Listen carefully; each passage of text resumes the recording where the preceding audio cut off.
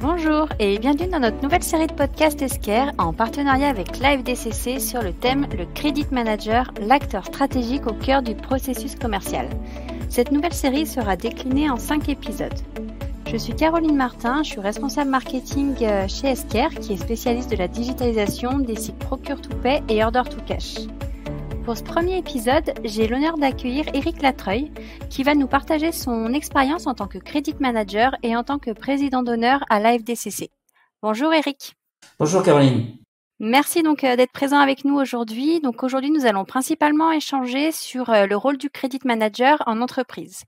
Donc première question pour vous Éric, selon vous, comment vous définiriez le Credit Manager et quel est son quotidien ? Alors c'est une très bonne question parce que ça peut nous emmener très très loin. Étant donné que le Credit Manager a un rôle extrêmement transverse, il supervise l'ensemble du cycle Order to Cash. Donc il a des interventions à la fois très en amont pour la qualité du process de facturation, pour la prévention au niveau des difficultés financières potentielles de sa clientèle et bien évidemment après le recouvrement. Donc le Credit Manager a un déploiement d'activités qui peut être très très vaste dans l'entreprise en fonction des sujets, des dysfonctionnements qu'il a identifiés. Et quelles sont ses qualités, quelles sont ses compétences, quelles sont du coup les compétences qu'on doit vraiment avoir pour être un bon Credit Manager aujourd'hui ? Alors pour être un bon Credit Manager, il faut avoir finalement beaucoup de qualités. Il faut avoir, à mon avis, une qualité principale qui est l'écoute, l'ouverture, la négociation, la compréhension des problèmes et avoir une motivation certaine pour trouver des solutions.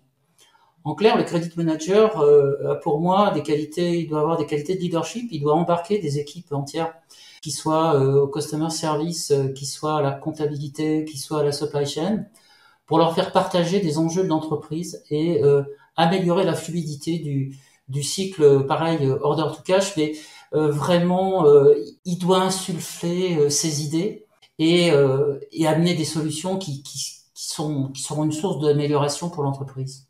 Et nous associons donc souvent le cash au Credit Manager. Pourquoi cette relation est si importante ? Alors là aussi, ça pourrait nous emmener très très loin. Le cash est essentiel à une entreprise parce que bien évidemment, tout impasse au niveau de la trésorerie peut se traduire immédiatement par des difficultés de trésorerie, sans remonter trop loin. Donc il faut qu'il y ait ce qu'on appelle un flux entrant, ce qu'on appelle le cash-in. Et le cash-in, c'est le Credit Manager qui va s'employer à améliorer l'arrivée de ce flux, l'augmenter, donc jouer à la fois sur la réduction des retards de paiement, l'amélioration des conditions de paiement par rapport aux clients.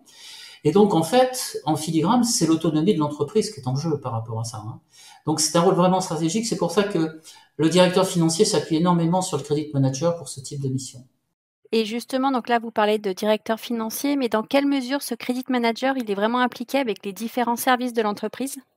Alors, il est impliqué là aussi dans pas mal de services et notamment les services commerciaux parce qu'il doit amener des actions très concrètes au niveau des équipes commerciales pour être un relais, pour qu'elles soient un relais de recouvrement sur le terrain et pour qu'elles soient efficaces par rapport à des actions qui sont menées au niveau de la comptabilité client et du credit management au niveau des équipes.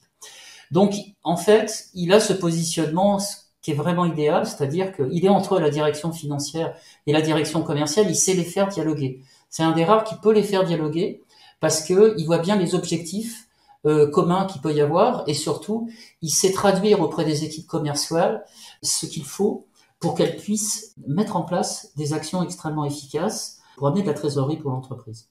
Et donc, si justement on se concentre là rapidement sur ce processus commercial, est-ce que vous pourriez rapidement nous décrire le rôle du Credit Manager ? Au niveau du processus commercial, il a un rôle de pédagogie très important. C'est-à-dire qu'en fait, il se doit bien évidemment d'expliquer et d'apporter tous les éléments aux équipes commerciales qu'un chiffre d'affaires effectué doit être un chiffre d'affaires encaissé et non pas au stade de l'enregistrement de facture. Donc ça, c'est des choses qui sont concrètes et on voit après l'effort qu'il faut faire pour aller encaisser ce chiffre d'affaires.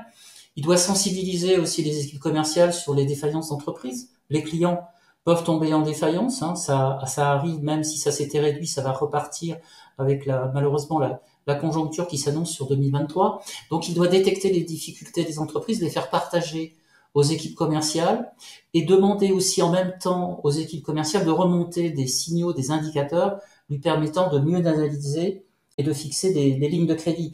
Donc, il doit être en dialogue en permanence avec les équipes commerciales en leur apportant des informations, en les formant et en leur donnant tout ce qu'il faut pour améliorer le recouvrement et prévenir les difficultés. Et donc, pour conclure, si je vous demandais 3 mots sur le Credit Manager, quels seraient-ils ? Le Credit Manager, c'est un négociateur. Il négocie en interne, il négocie en externe avec ses clients.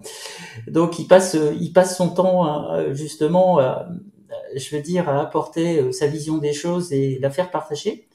Il y arrive très généralement par rapport à son rôle stratégique, et c'est quelqu'un qui est à la fois opérationnel et qui sait se projeter sur la gestion du poste client pour l'améliorer dans les années à venir. Donc, il est à la fois court terme et moyen terme dans ses actions. Parfait. Un grand merci Eric pour vos réponses et pour le temps que vous nous avez consacré sur ce podcast. Donc nous allons nous retrouver très prochainement dans notre prochain épisode qui lui sera consacré à l'analyse de la solvabilité des entreprises dès le processus de prospection. Si ce sujet vous intéresse, n'hésitez pas à consulter notre site internet www.esquer.fr ou le site de la FDCC www.afdcc.fr. À très bientôt. Au revoir. Au revoir.